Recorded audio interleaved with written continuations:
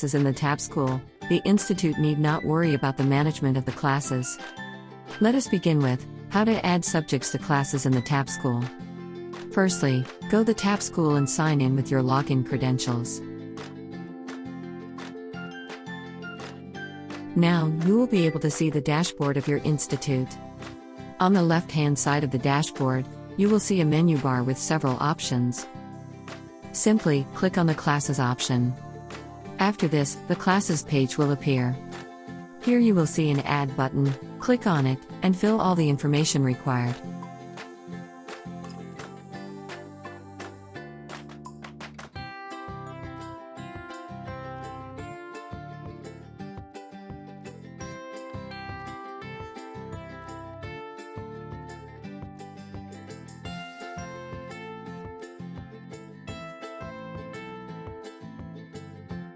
After filling, now click on the Save button. All the data will be saved, and subjects will be added. It's that simple.